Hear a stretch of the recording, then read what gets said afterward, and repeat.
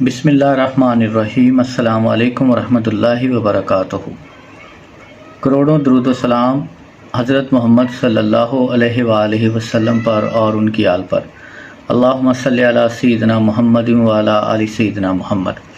اللہ کریم سے دعا ہے اللہ کریم دنیا آخرت کی تمام نعمتیں، تمام بھلائیاں مجھے اور آپ کو نصیب فرمائے۔ اللہ کریم میرے آپ کے اور تمام مسلمانوں کے کبیرہ صغیرہ گناہوں کو معاف فرمائے۔ اللہ کریم آپ کی تمام مرادیں، تمام حاجتیں فی الفور قبول فرمائے۔ آپ کی تمام پریشانیاں، مشکلیں، مصیبتیں آپ سے دور فرمائے اور آپ کی حفاظت فرمائے، آپ پہ نظر کرم فرمائے، آمین یا رب العالمین۔ یہ عمل بھی استخارے کے متعلق ہے۔ پہلے بھی بہت سارے استخارے کے عمل بتا چکا ہوں، کیونکہ اللہ کے نبی صلی اللہ علیہ وآلہ وسلم نے بار بار استخارے کی تعلیم پر زور دیا تھا اور صحابہ کرام کو تعلیم فرمائی تھی۔ مفہوم ہے کہ جو استخارہ نہیں کرتا وہ بدقسمت ہے، ناکام ہے، اور جو استخارہ کرتا ہے اس پر اللہ کی رحمت ہوتی ہے، اللہ خوش ہوتا ہے۔ تو ہر کام میں اللہ سے مشورہ لیا کریں۔ دنیا میں کوئی بھی دوست، کوئی بھی شخص آپ کو اچھا مشورہ نہیں دے گا۔ اگر کوئی آپ کو اچھا مشورہ دے گا تو وہ صرف مشورہ ہی ہوگا، اس میں برکت اور خیر نہیں ہوگی، کیونکہ وہ آپ نے خود کرنا ہوگا۔ تو یہ جب آپ اللہ سے استخارہ کرتے ہیں، اللہ سے مشورہ لیتے ہیں، تو اس میں یہ ہوتا ہے کہ اللہ آپ کی مدد بھی کرتا ہے اور آپ کو اچھا مشورہ بھی دیتا ہے۔ مشورے سے مراد یہ ہے کہ جو چیز آپ کے حق میں بہتر ہوتی ہے اس میں اللہ اپنی طرف سے مدد کرتا ہے۔ جو چیز آپ کے حق میں بہتر نہیں ہوتی، اللہ آپ کو اس سے دور کرتا ہے، اسے آپ سے دور کرتا ہے اور آپ کو اس سے بھی زیادہ اچھی چیز عطا فرماتا ہے۔ تو کوئی بھی کام ہو اللہ سے مشورہ ضرور کیا کریں۔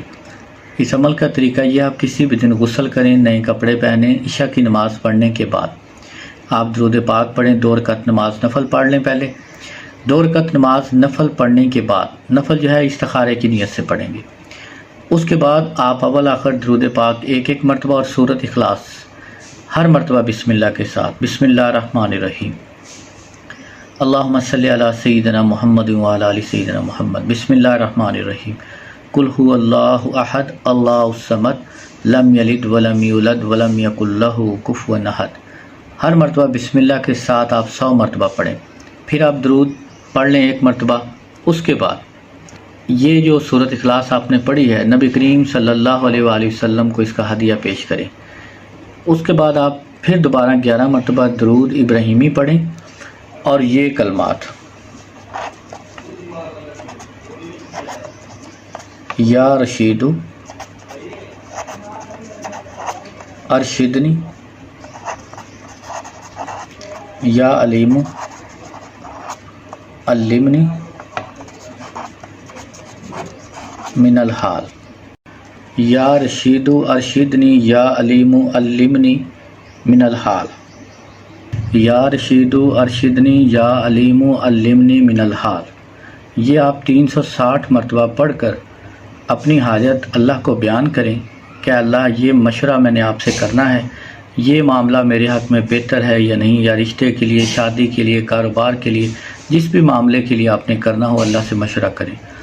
تو اس کے بعد آپ درود پاک پڑھتے پڑھتے سو جائیں۔ انشاءاللہ اسی رات آپ کو ساری حقیقت خواب میں معلوم ہو جائے گی، یا 3 دن کے اندر اندر آپ کے وہ سارے معاملات جو آپ نے اللہ کے ذمے لگائے ہیں وہ انشاءاللہ غیب سے حل ہو جائیں گے۔ بہت اچھا اور مجرب عمل ہے، آپ یقین کے ساتھ کریں، آپ کو ہر معاملے کا پہلے سے علم ہو جایا کرے گا۔